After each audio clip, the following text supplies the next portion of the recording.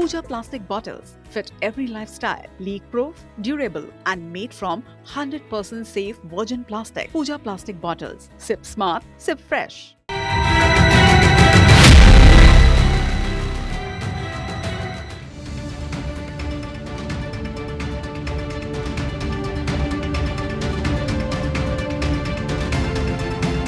नमस्कार, prime time special में बहुत स्वागत है आप सभी का। मैं हूं आपके साथ अविनाश कर। प्राइम टाइम स्पेशल में बात करेंगे देश की सबसे बड़ी राजनीतिक हलचल पर। जो ममता बनर्जी 4 मई से पहले दिल्ली में मोदी सरकार को गिराने का दावा कर रही थी, आज वो खुद बंगाल में अपने सबसे बड़े सियासी धर्म संकट में फंस गई हैं। तृणमूल कांग्रेस में बगावत का बड़ा बिगुल बज चुका है और पार्टी का भविष्य अब इस बात पर टिका है कि दीदी अपना उत्तराधिकारी किसे चुनती हैं। बागी गुट ने दो टूक कह दिया है कि उन्हें भतीजे अभिषेक बनर्जी का नेतृत्व कतई मंजूर नहीं। वो पार्टी की हार और इस दुर्दशा के लिए पूरी तरह से जिम्मेदार हैं। अभिषेक बनर्जी पर लगातार कई आरोप लग रहे हैं, लेकिन तब भी ममता उनका साथ क्यों नहीं छोड़ रही हैं? तो आखिर बंगाल में क्यों मचा है चुनाव के बाद भी घमासान, और हमें क्यों लिखना पड़ रहा है तृणमूल नाश? इस रिपोर्ट से आप समझें।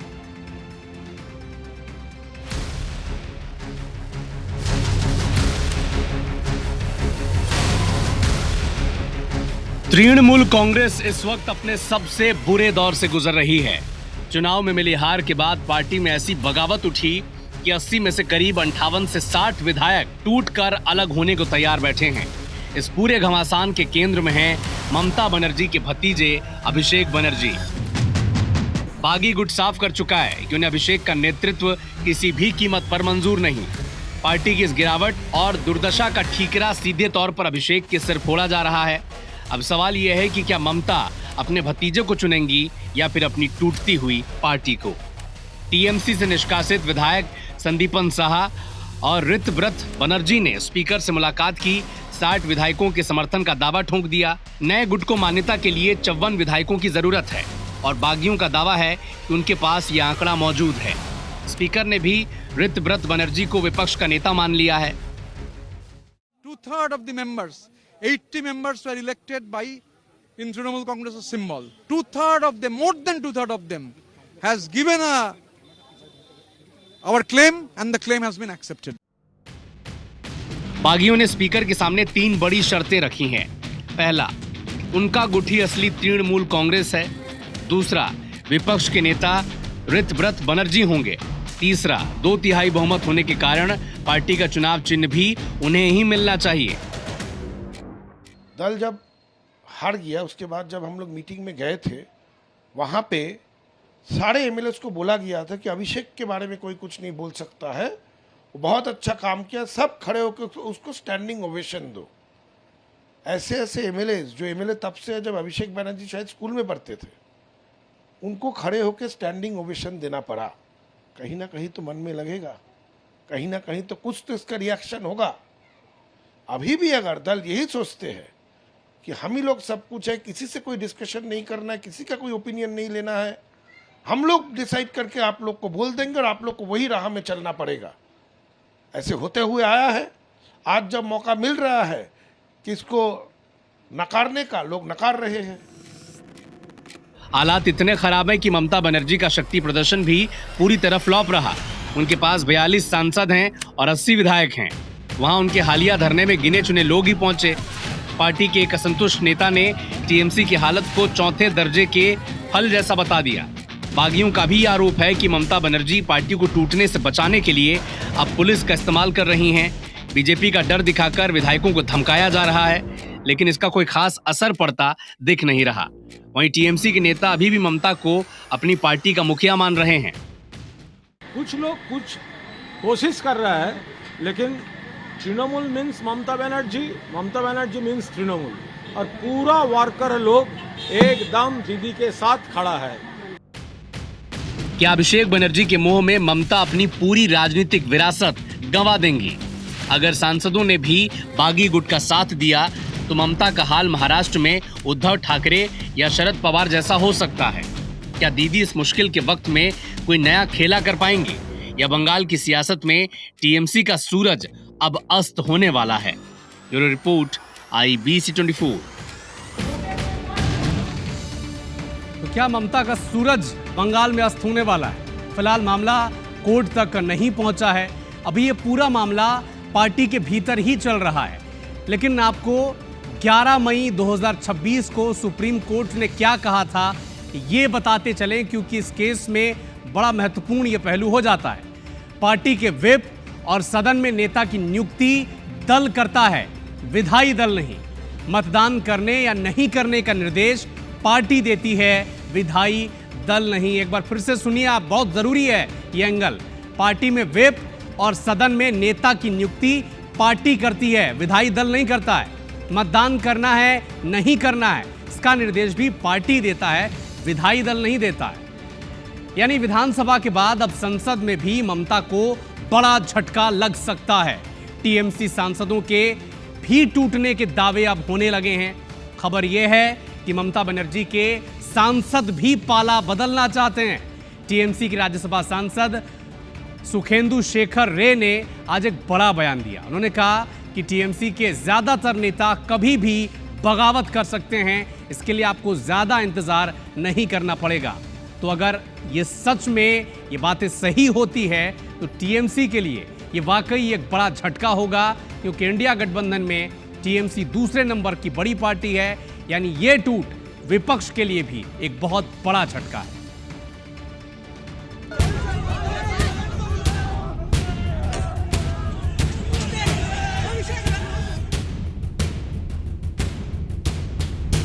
बंगाल में विधायकों की इस बगावत ने टीएमसी के भीतर भारी असुरक्षा पैदा कर दी है।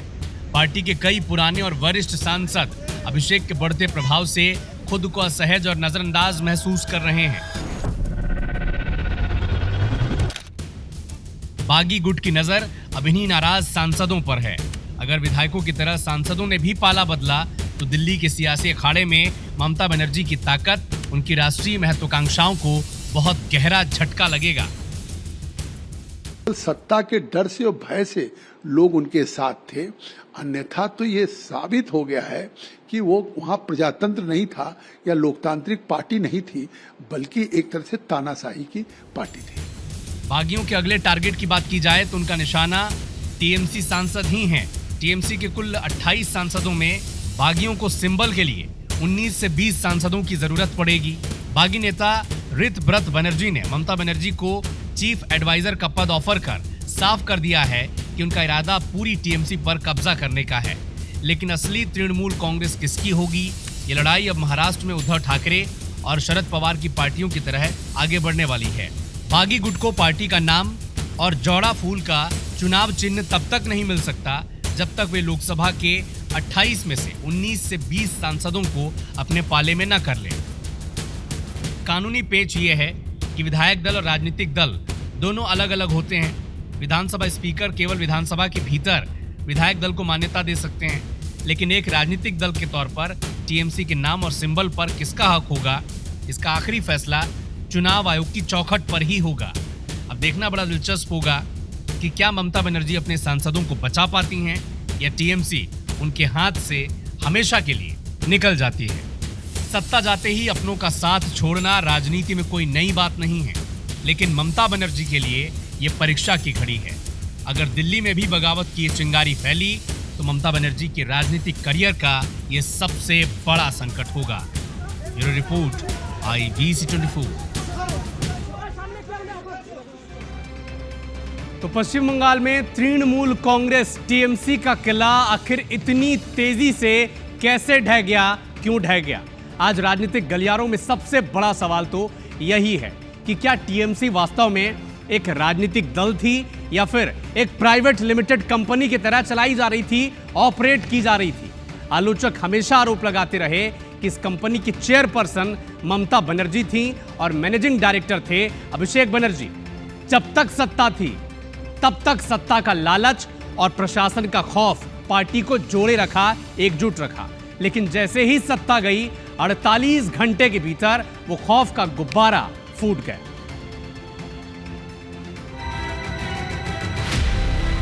Two-thirds of the members, 80 members were elected by in Trinamool Congress symbol. अच्छा होने से आप उसका श्रेय लेते हो तो खराब होने से भी उसका जिम्मेदारी लेना पड़ता है। तृणमूल कांग्रेस का माँ जो है वही असली तृणमूल कांग्रेस। 15 सालों तक बंगाल की सत्ता में रही तृणमूल कांग्रेस के भीतर का अंतर्विरोध अब खुलकर सड़कों पर आ चुका है। शुभेंदु अधिकारी से लेकर अर्जुन सिंह तक पार्टी छोड़ने वाले हर बड़े नेता ने हमेशा ये आरोप लगाया कि टीएमसी में आवाज उठाने पर उन्हें पुलिस और प्रशासन के जरिए टारगेट किया गया। साल 2017 में मुकुल रॉय से शुरू हुआ ये सिलसिला साल 2024 में तापस रॉय तक पहुंचते पहुंचते एक लंबी फहरिस्त बन चुका है। जब तक ममता बनर्जी के हाथ में सत्ता की चाबुक थी तब तक असंतोष दबा रहा, लेकिन सत्ता छीनते ही वर्षों से जमा गुस्सा ज्वालामुखी बनकर फट पड़ा। तृणमूल पार्टी बंद हो चुकी है और ममता दीदी अगर अभी भी मोह में या स्नेह में अपना आंख मूंद करके रखेंगे तो बहुत जल्द ये पार्टी साइन बोर्ड हो जाएगी। इस पूरे बिखराव और टूट के केंद्र में सीधे तौर पर अभिषेक बनर्जी की कार्यशैली को जिम्मेदार ठहराया जा रहा है। ममता बनर्जी के पुराने और वफादार सहयोगियों की शिकायत थी कि अभिषेक के दौर में वरिष्ठ नेताओं को किनारे लगा दिया गया। अभिषेक ने अपनी एक अलग कॉर्पोरेट टीम बनाई जो संगठन से लेकर सरकार तक हावी थी, लेकिन आज जब पार्टी पर संकट आया तो अभिषेक की वो खास टीम गायब हो चुकी है। डायमंड हार्बर में अभिषेक पर हुए हमले के बाद भी उनके करीबी नेता सक्रिय नहीं दिखे, क्योंकि सत्ता बदलते ही उनका राजनीतिक भविष्य धुंधला हो गया।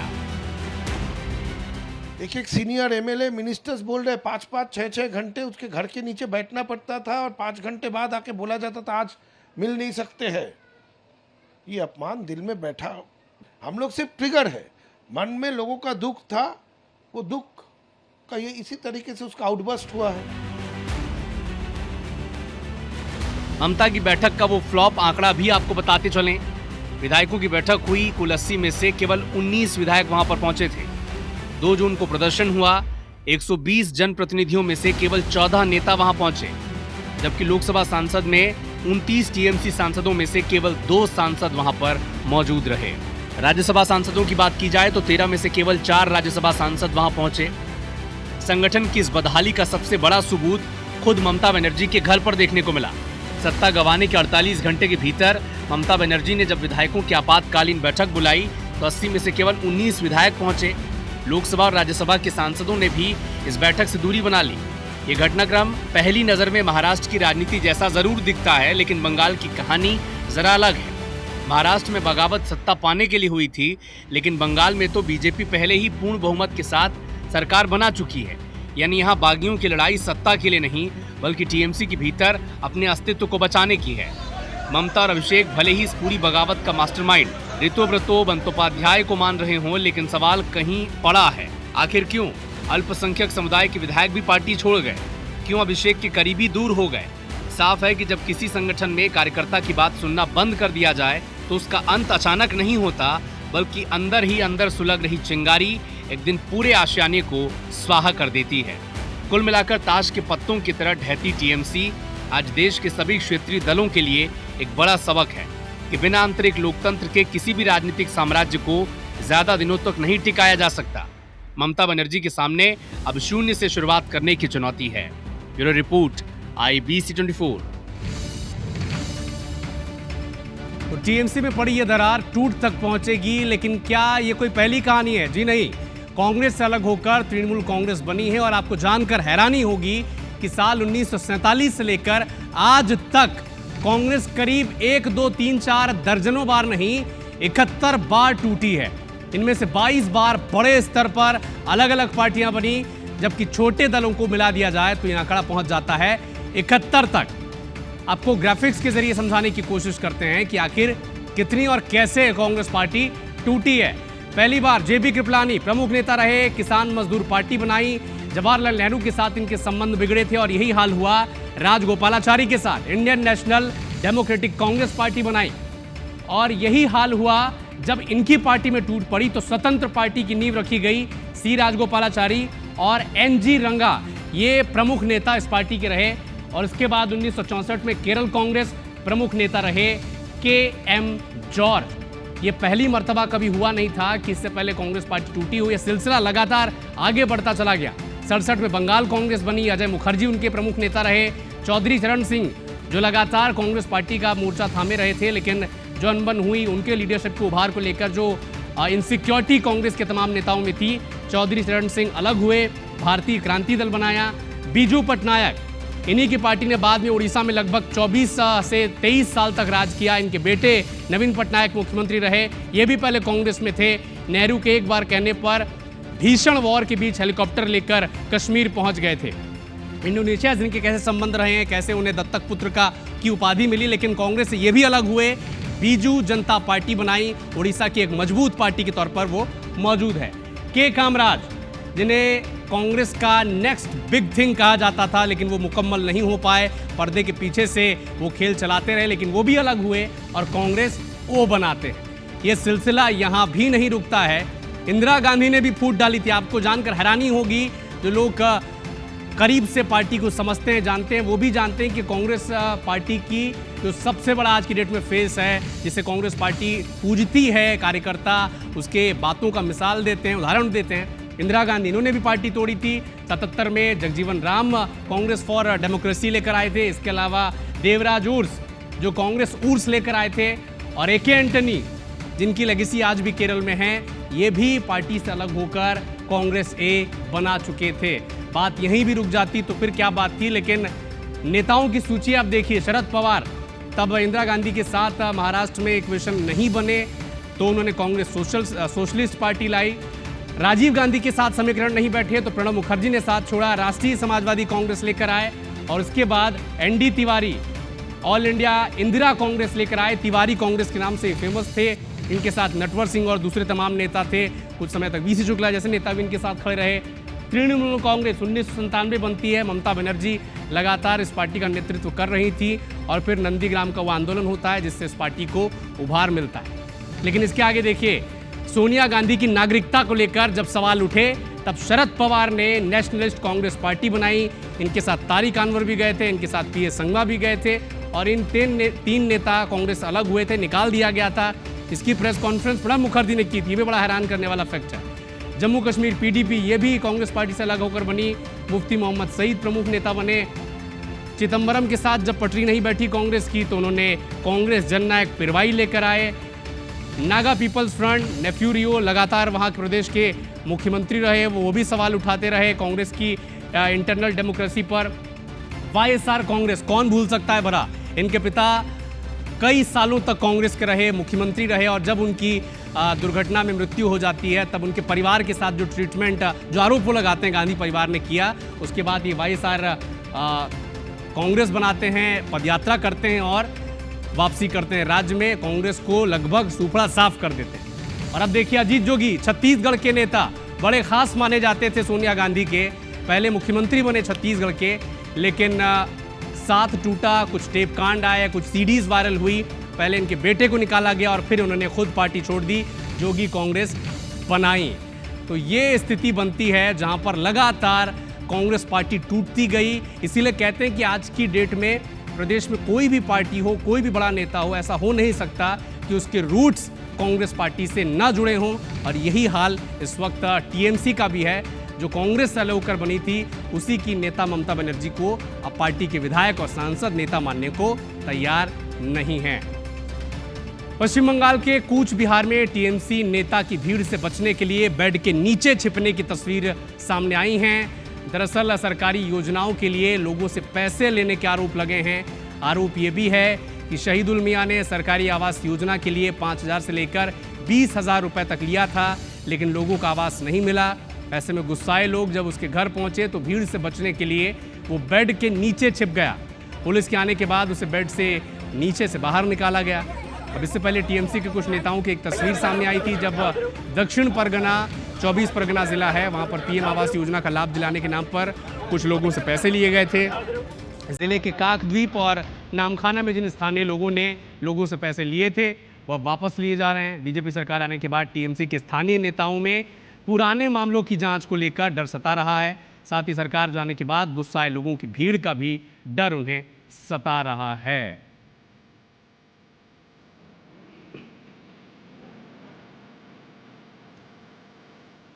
तो कटमरी पर मचे घमासान के बीच बंगाल के उत्तर 24 परगना जिले से कुछ तस्वीरें सामने आई।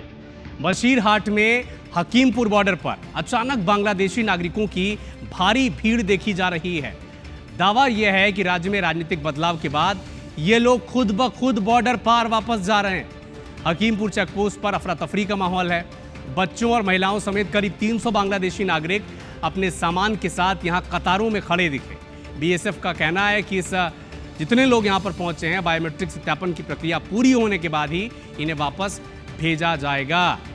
कई बांग्लादेशियों ने बताया कि वे बंगाल से यहां पर आए हैं, मजदूरी करते हैं। कुछ लोग कहते हैं कि वो बंगाल में मजदूरी करते हैं, इनके पास यहां रहने का कोई वैध दस्तावेज नहीं है।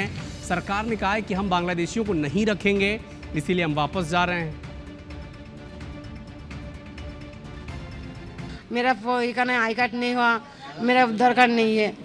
हम तो बांग्लादेश रहना है, तो हमें तो 2 साल कि 1 साल पर में तो बांग्लादेश जाना है, तो हम इधर का करने क्यों?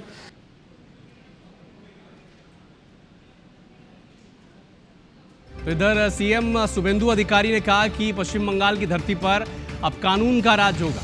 अवैध रूप से रह रहे लोगों और उन्हें शह देने वाले लोगों के खिलाफ हमारी जीरो टॉलरेंस की पॉलिसी लगातार अनवरत जारी है।